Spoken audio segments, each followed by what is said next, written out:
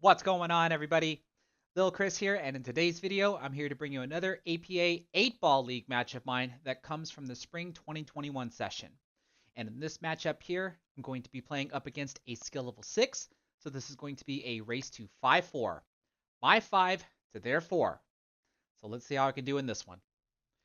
Okay, so my opponent won the coin flip, so they will be breaking first. And as you can see, it looks like they're going to be trying to make the 8 ball on the break by going for the second ball break. So let's see how it works out for them.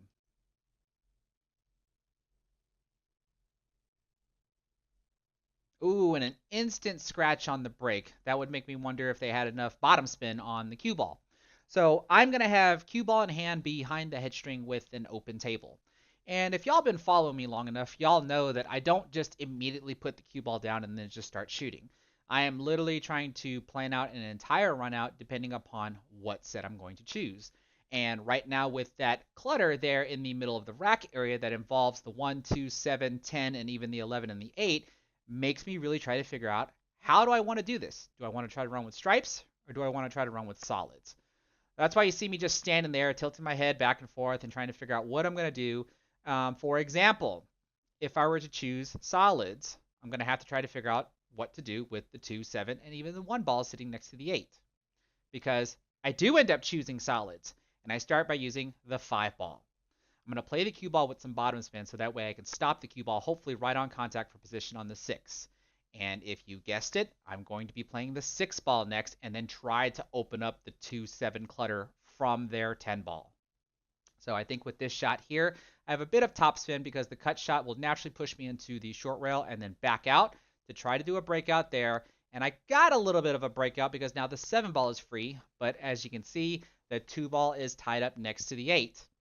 But considering that the 2 ball is tied up next to the 8, I have an opportunity to break that out by shooting the 1 ball.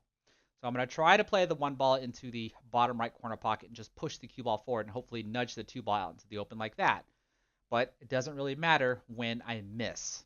And I didn't even free up the 2 ball, which makes things a little bit worse because now there's not really a ball that I can use to accurately break out the 2 ball. I'm sure there's ways I can figure it out, but it would require a lot of movement on the cue ball. So now here with my opponent pretty much has the same type of obstacle. They have to figure out what to do with the 9 ball because that's the most troubled ball that they have to worry about. And right now, the easiest ball that they have access to is the 15 ball. But that's also the ball that they could use to break out the 9 ball. So it's a matter of, do you take the 15 out just so you can stay at the table, or do you try to do something a little bit different against a player like myself in order to try to keep the 15 ball on the table in order to use it as a breakout ball? But as you can see here, it looks like my opponent's going to take out their 15 ball. That actually is also going to help me because it frees a path for the 2 ball to go into the upper left corner pocket, especially when the 7 ball is also moved. Right? So right now, the only thing my opponent can do is maybe try to play the 9 ball past my 7 ball in the upper left corner pocket. But let's see what she tries to do. Because it looks like right now she has access to the 12 ball to go into the side pocket. That is what she's going to try to do. That'll automatically set her up for the 11 ball.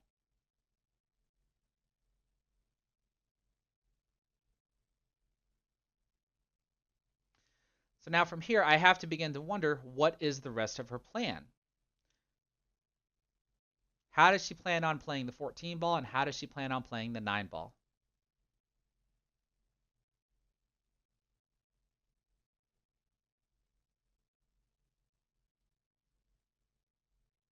Okay, 11 ball down, bit of a draw stroke there. Looks like we have position maybe to bank the 14 into the cross side pocket. And does that mean maybe the next shot would be to bank the 9? I can't really tell if well, there's the bank shot, but she banked the 14 ball short. And now the 14 ball ties up next to my 2 ball. And at least the 9 ball's out in the open. So that actually works out for my opponent. Because if I can't run this table out, then hopefully she'll be able to use the 9 ball to break out her 14 ball. But that is provided that I mess up in such a way that gives her a chance to do that kind of a shot. And I'm not typically the kind of player that will make that kind of mistake. So you can see right there, I tried to open up the 2 ball immediately by shooting the 7, and somehow I threaded the needle by getting the cue ball to go between the 2 and the 8. right? I'm immediately trying to deal with my trouble spot. And the more attempts that I miss, then the harder it starts to get. So like here, you can see in this situation here, I can easily play the 3 ball into the side pocket, but it doesn't grant me anything to get to the 2 ball. So what I'm going to try to do here is to play the 1 ball into the bottom right corner pocket, have the cue ball come off the short rail, and then head up table and hopefully land in position to play the 2 ball into the upper left corner pocket.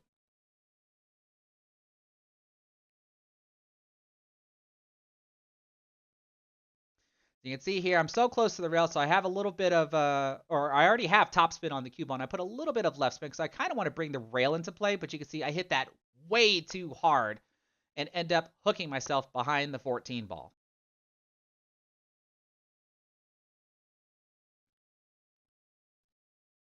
So clearly I don't want to give my opponent ball in hand because then they would just take the 14 out and get automatic position for the 9 ball and then be able to shoot the 8 ball. So I got to be able to make a legal hit. The question becomes, do I want to try to risk hitting the 3 or the 4? That way I can leave my 2 ball next up, tied up next to the 14 ball. Or do I want to try to hit the 2 ball? Because I do try to hit the 2 ball and watch what happens. I get a little lucky, and you can see I put my hand up in a gesture to say, sorry for getting lucky there. But that's why they call it APA, right? It stands for any pocket. Amateur. But you can see with that lucky shot there, I did manage to get position on the 3 ball, so I can play the 3 ball into the left side pocket. I have some top right spin on the cue ball to push the cue ball into the side rail and back out for position on the 4. And then right there, you can see that's where I want the cue ball to land in order to have position on the 8 ball. So I think I try to play this with just straight topspin.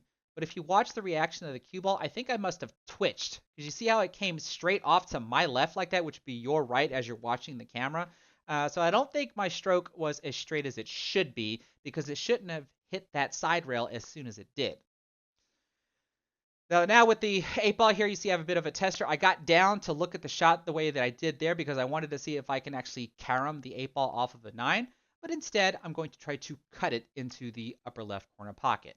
And hopefully everybody should know by now, I am not afraid to cut a ball. I really don't care how thin of a cut shot it is as long as it's like 85 degrees or less. Because anything beyond that is kind of impossible unless the ball is on a rail. That way you can kind of just walk it down the rail. But if it's 85 degrees or less, I'm going to try to cut it. But this shot isn't 85 degrees or less, which is why I try to cut it. And I am successful. And I take the first rack down 1-0. Now in rack 2, I'm up to break. And during this session of APA, I'm back to using just my classic break. And then when I'm on the hill, I'll try to make the 8 ball on the break. So with my classic break, I have the cue ball 1 diamond away from the side rail and then 2 diamonds up. And I'm trying to at least make the 1 ball into the right side pocket because that's the most controlled ball that I have, given that I'm not using a template rack or a template rack is not available during League. There is also the possibility that the balls that are in the second row can track towards the side pockets and then the corner balls can go 4 rails and head towards their respective corner pockets. But the most controlled ball is the 1 ball off of the break. And instead of trying to draw the cue ball over to the side rail and have it spin back towards the middle of the table, I am hitting the 1 ball a little bit more head on. And I have a touch of topspin just to try to hold it near the middle of the table.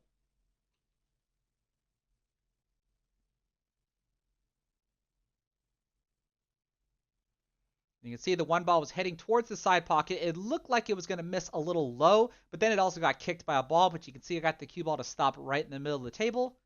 But it doesn't really even matter because I didn't make a ball on the break.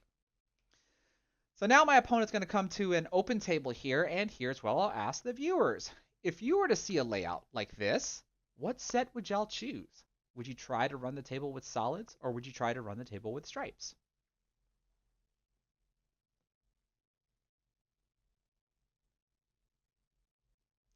As you can see here, my opponent chooses solids, and I like that decision considering all the solids that are near the top left corner pocket, which pretty much blocks the 13 ball and the 12 ball that's by the 3. Now, I'm not entirely sure the type of position my opponent got there. I'm not sure if they can play the 3-7 combination, but they do at least have a shot at the 6 ball. And it looks like we're waiting for a player on the next table over to take their shot.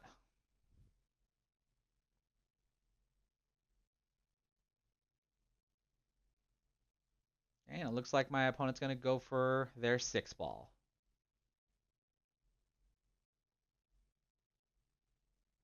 Ooh, and a bit of an overcut there, and even dropped my 13 ball, so I'm thankful for that.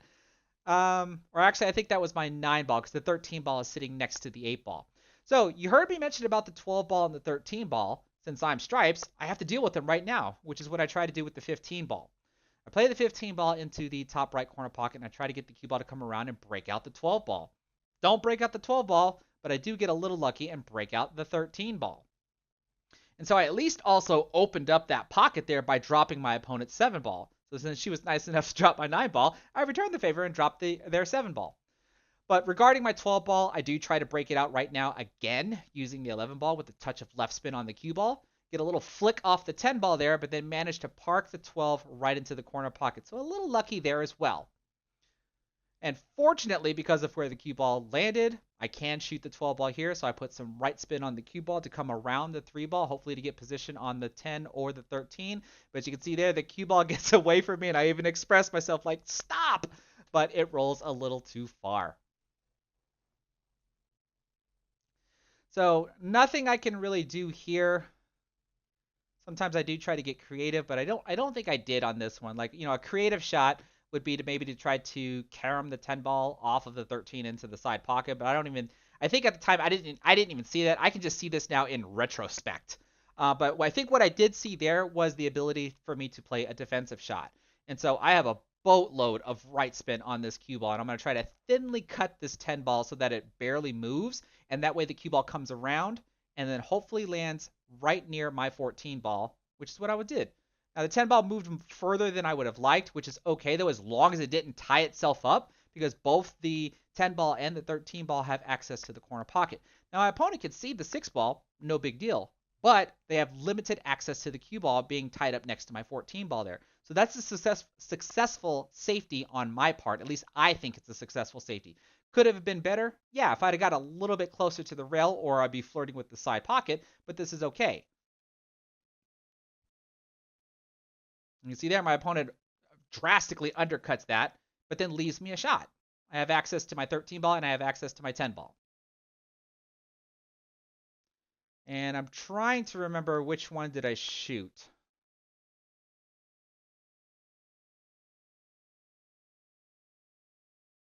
Which one did I shoot? Okay, I shot the 13 ball. Cue ball bumps into the 10 ball. No big deal there with the 14 ball sitting next to the side pocket. So I think with this shot here, I probably have some top left spin on the cue ball as I try to spin the cue ball back. Oh, never mind. That was top right spin. That had to have been, or maybe it was just top spin. I think I was trying to get above the 10 ball so I can shoot it down towards the lower right corner pocket. And you can see with the position that I have here, though, I am trying to bank it into the cross side pocket. And that way I can just hold the cue ball with the bottom spin that you have there and we set it for the 8, just like that. And then now I can try to cut the 8 ball into the top right corner pocket. I'm using Alvin the Chipmunk as my marker.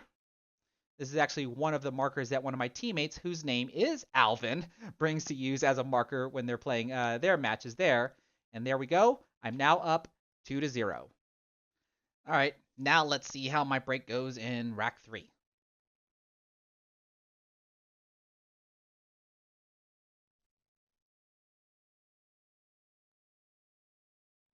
Now that time the 3 ball was the head ball, and it looked like it was heading towards the side pocket, but it gets kicked away by a ball. Still have the cue ball near the middle of the table, but I still broke dry. Can't really do anything if I break dry. So again, my opponent is at the table with an open table. Let's see what they decide to do this time.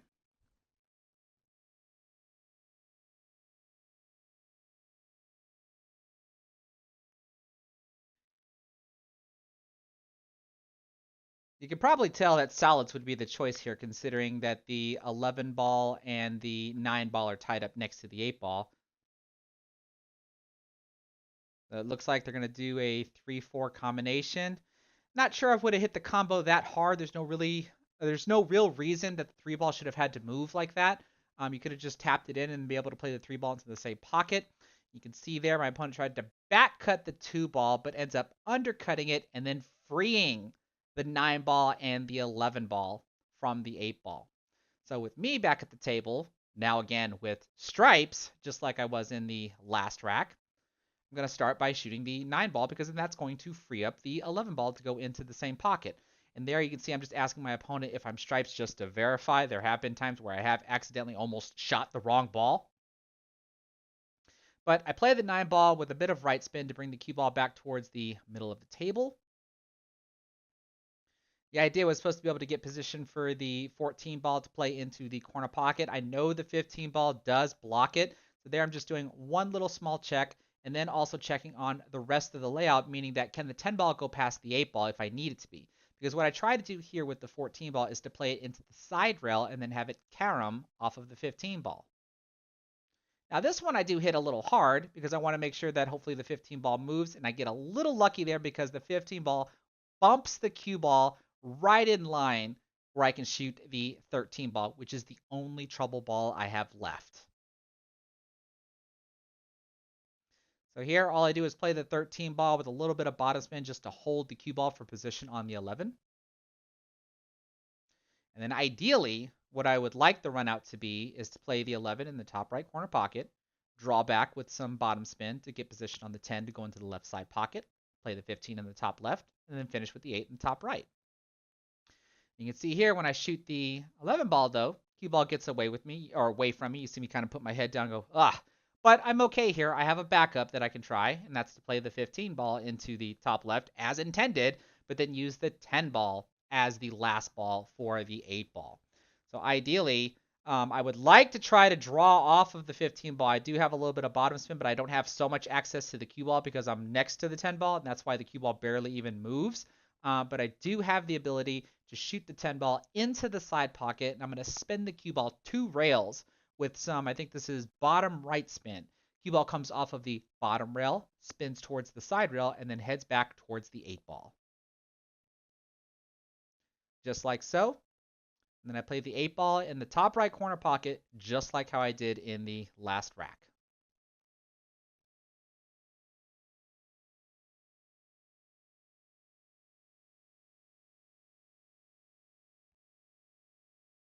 And there you have it. I take that rack down, and I still maintain the lead 3-0. All right, now in rack 4, let's see if I can make a freaking ball in the break, huh?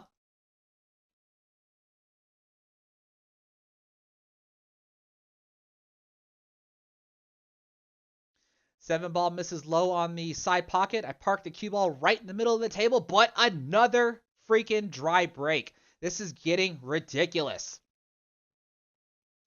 So, my opponent gets to benefit from this table here, which appears to have no trouble spots. So, what set would y'all choose? Would you try to run with solids, or would you try to run with stripes?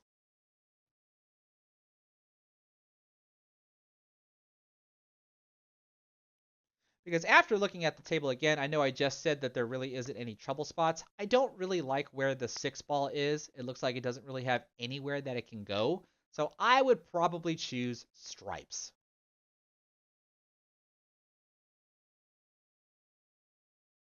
There's really no issue with stripes at all. I can't really tell if the 12 ball can pass by the 11. That's not really a big deal. Once you play the 9 ball in the upper left corner pocket, you get automatic position on the 11 to move it out of the way from the 12.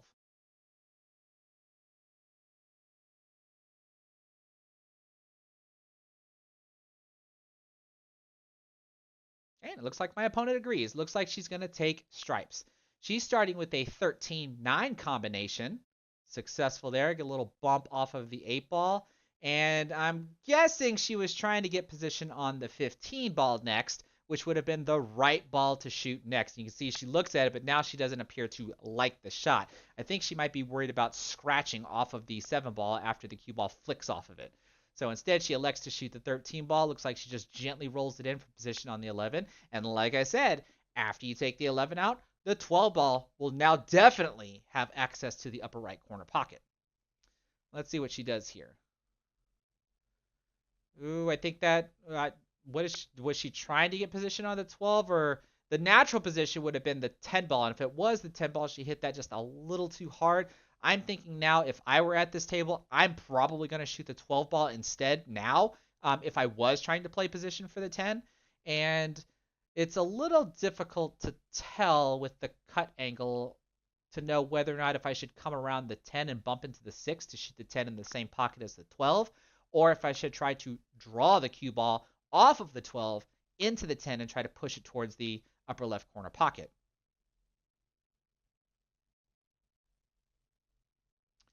But it looks like my opponent elects to cut the 10 ball into the upper left. Undercuts the ball a little bit, gets a little flick off of the 12 ball, but now all the stripes are out in the open. So, as I said before with the 6 ball, the 6 ball is still in trouble because now the 10 ball blocks it, which is why I come up with the route that I have here. I play the 4 ball into the bottom right corner pocket, push the cue ball over to the side rail, and have it come out for position on the 2. So can you only imagine what ball I'm shooting next after the 2 ball?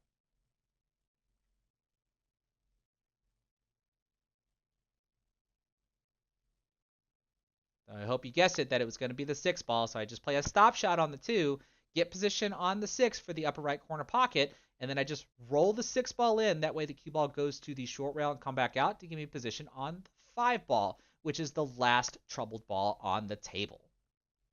Because now I should be able to shoot the 5 ball into the right side pocket. And all I do here is just roll the cue ball into it. The cue ball is going to flick off of the 8, and that's going to give me automatic position for the 1 ball. My only concern is I don't want the 8 ball tying up next to the 3 ball. But you can see that it doesn't. The 3 ball still freely passes by the 8 ball to go into the upper right corner pocket. You're going to see me come around to see what type of position I need to have to get on the 3 ball. So when I play this 1 ball, I do play it with some topspin, so that way the cue ball can follow after the 1 ball and hopefully get position on the 3. Okay, cue ball rolls forward, but I don't think I rolled it far enough. And I didn't. I needed to hit that a little bit harder. So what I'm going to try to do here is a small masse around the 12 ball to still be able to try to make the 3 ball into the upper right corner pocket. So I put left spin and elevate my cue to try to twist it or swerve it around the 12 ball. At least get a good hit, but unsuccessful at making the ball. So this is typically a position that I do not want to be in, where I run most of the table and then leave an open table like this for my opponent, regardless of what their skill level is, because I've now lost control of the table. I have to hope that my opponent makes a mistake to allow me to regain control of the table. Because if I'm going to give the table back to my opponent, I would rather give the table back to an opponent with a safety or some sort of defensive shot that I intend, which even includes having them shoot at a ball that I want them to shoot at because they're doing what I want them to do. In this case here, I gave back the table with a mistake, and I've lost control of the table.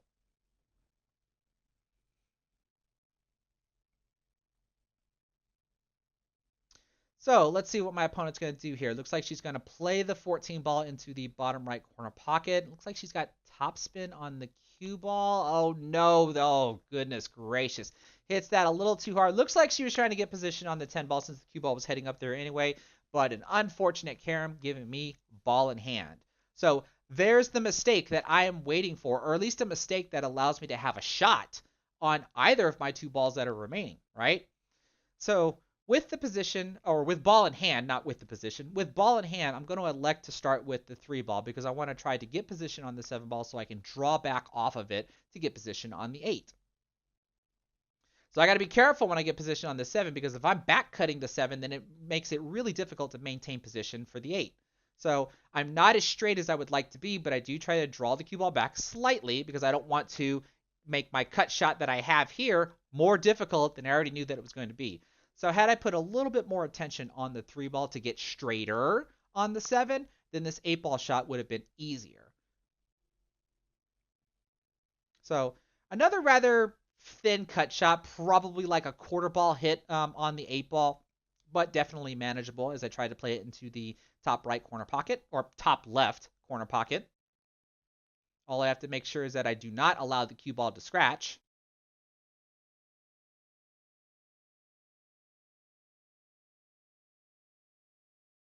And there we go. I'm now on the hill, 4-0. Okay, here we are in rack 5, and like I've said before, when I have a commanding lead like this, I do try to end the set really quick by trying to make the 8 ball on the break. So I am trying to hit the ball that's in the second row, which increases the chances of the 8 ball moving out of the rack, typically heading towards the opposite side pocket. I have bottom spin on the cue ball with a twist of right spin, so I can draw the cue ball over to my left side rail and have it spin back and hit the rack again.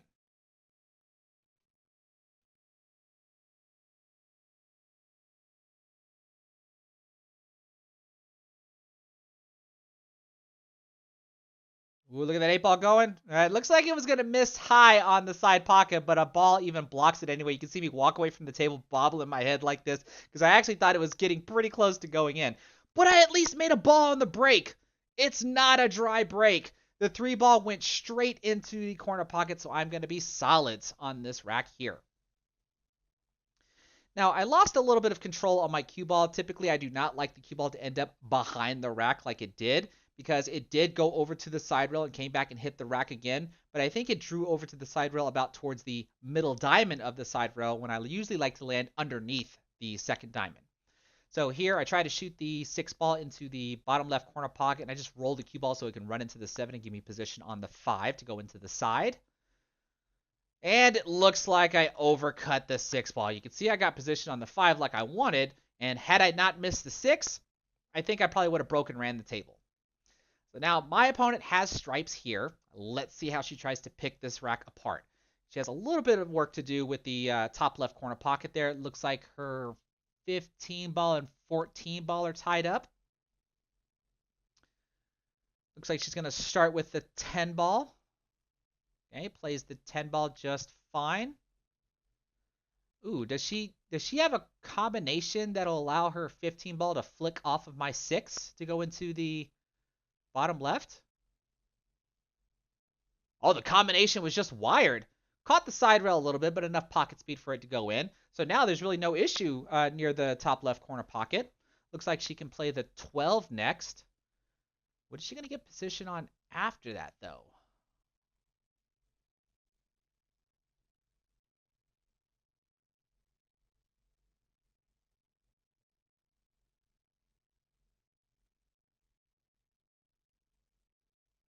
Oh, what is that? What is that? Oh my goodness. Yeah, see, same gesture there where it's like, okay, I got lucky, but thank you anyway. Was that a bank combo carom? All right. But that actually is very helpful for my opponent here. Now it looks like she can play the 9 ball into the side pocket. Must have had a little bit of right spin on the cue ball for it to do that. So now what? Is that her 12 ball? I've already lost what balls are left. Looks like that's the 12, the 11, and the 13. Looks like you want to play the 12 ball into the top left corner pocket, maybe get position for the 11 in the side. Oh, that's losing control of the cue ball there for a bit. Definitely can't shoot the 13 ball, but it does look like you should be able to still shoot the 11 into the left side pocket. I think the cue ball just naturally tracks down towards the bottom rail there. Should give you position on the 13 to go in the side like she's looking at right here.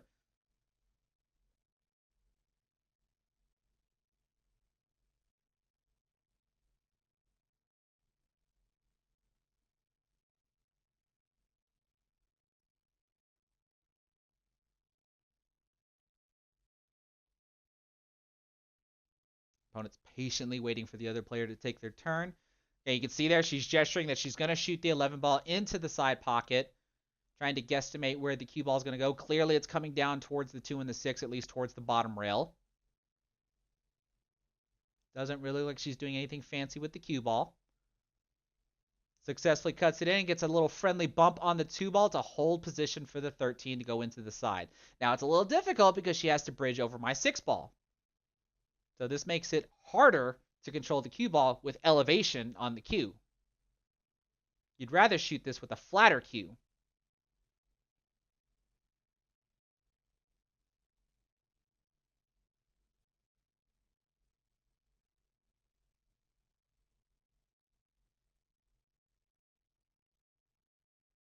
Ah, very nicely done. Good position on the 8 ball to go into the bottom right corner pocket. And if my opponent makes this one, so much for a shutout.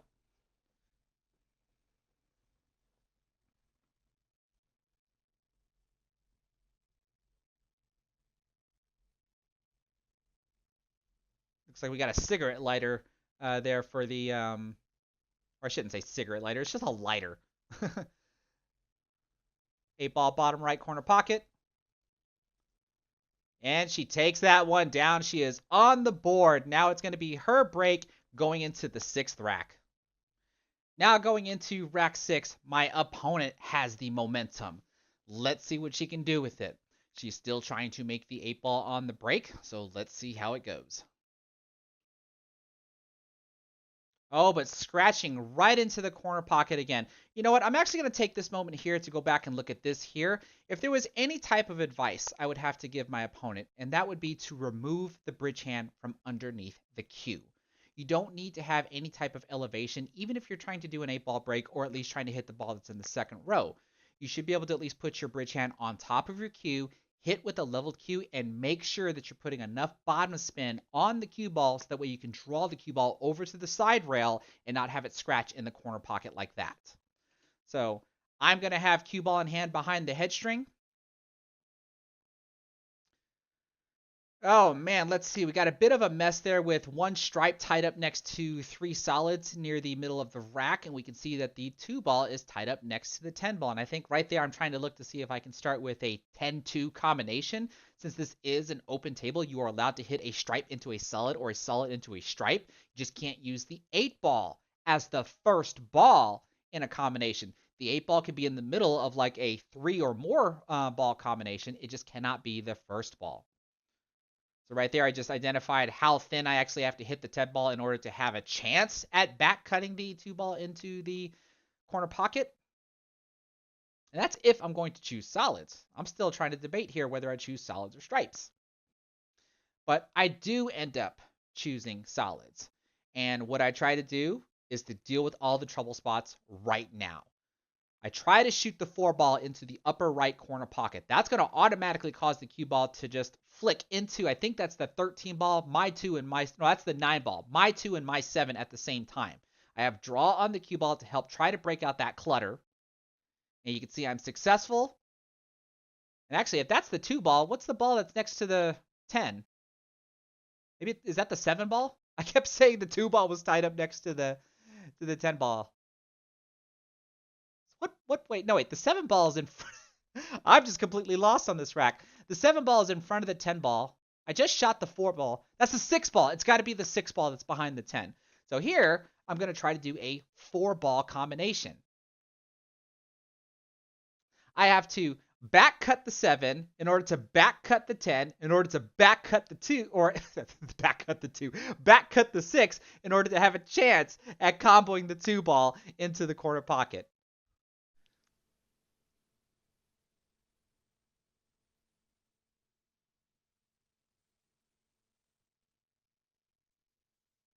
Oh, the 7 ball even comes back and knocks the 6 ball out of the way. I couldn't even really tell if I even had a chance at making it.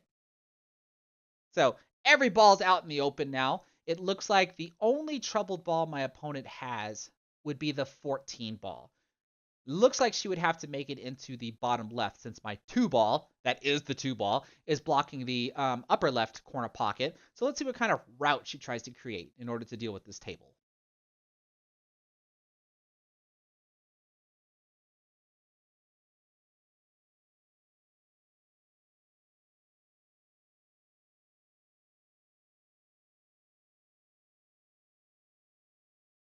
I mean, clearly she's going to start with the 15 ball. It's just a matter of what ball she's going to shoot at next. Cue ball's moving. Oh, where's the cue ball? Oh, gets a flick off of my 6 ball and scratches in the side pocket. I'm guessing she just hit that ball a little too hard. So now I've got ball in hand anywhere on the table. It's not behind the head string anymore.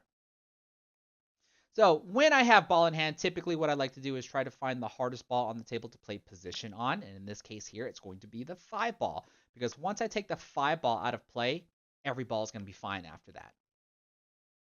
I'm not worried about the 6 ball being where it's at because I can easily combo that into the 2 ball, which I think is what I do here. I just play the 5 ball into the side pocket, roll the cue ball forward to set up for the 6-2 combination. And what do I do here? I think I just stun the cue ball, but what ball am I playing next? I can almost have a plethora of options. The 7, the 3, and even the 6 are going to be open. Well, the 6 ball falls, so it's not going to be an option, but the 3 ball is an option, and even the 7 ball is an option. But considering the layout of the table, I am going to shoot the 7 ball because then I'm going to be done with that half of the table, and I only have to focus on the bottom half of the table for the 3, 1, and the 8. So I play this with a little bit of right spin to kind of zigzag, or not zigzag, have the cue ball go from side to side because I don't want to risk coming anywhere near those stripes. Now, I lose position on the 3 because I want to be straighter on the 3. I don't want to have this cut angle because now the cue ball has to move. I could have just played a stop shot had the cue ball been straighter on the 3 ball. So there, I just check to see where the tangent line is coming off of the 3 ball, if I can get the cue ball to slide into the 3 ball, and then figure out what I'm going to do to get position on the 1. Because I am going to put bottom spin, and I think this is left spin, so I can pull the cue ball underneath the tangent line, have it hit the side rail, and then hopefully the spin keeps it away from the 1 ball. Pretty much like that. Because then now I can play the 1 into the bottom right corner pocket, and I believe I played this with some stun left, and I wanted to come around the 8 ball to shoot it into the same corner pocket. But you can see there, I did not want to bump into it. And I know for a fact, everybody's going to be in the comment section, why didn't you just stop the cue ball and play it into the upper right corner pocket? You're right. That's probably what I should have done in retrospect. But at the time here, this is what I remember trying to do. And that was to play the 8 ball into the same corner pocket as I did the 1 ball. So now I'm back with another cut shot. Well, what kind of cut shot? Do I cut it into the upper right corner pocket? Because that's certainly an option. Or do I cut it in the left side pocket? I elect to cut it in the left side pocket because if I try to go to the upper right corner pocket, I have to really control the cue ball to not scratch in the left side pocket, let alone I don't want it to carom off of any of those stripes and accidentally find a way into the side pocket. So that's why I elect to cut the 8 ball into the left and control the cue ball with bottom spin to have it come over to the side rail and avoid scratching in the corner pocket. Just like that. And oh, the 8 ball just rocks its way in, and I'm able to take the match 5-1. And that's going to do it for today's video. I was able to take the match down, winning 5-1 in 8 innings. But man, those dry breaks were killing me. And I think it was 3 out of the 5 racks I had some sort of a difficult cut shot on the 8. But as I said before, I am not afraid to cut the ball so long as I know I can still maintain control of the cue ball and keep it from scratching. So I hope everybody was able to enjoy and learn something from this video. And as I always like to do, if you feel that there was some type of other shot or a different type of run out pattern or any kind of advice that you'd like to offer me or even my opponent, feel free to leave a comment in the comment section below with the timestamp of the shot and the advice that you'd like to give. And if you like what you saw, please give this video a thumbs up. Maybe consider sharing it with your friends. Don't forget to subscribe and be sure to click the bell icon to be notified whenever I go live or publish a new video. Take care, everybody.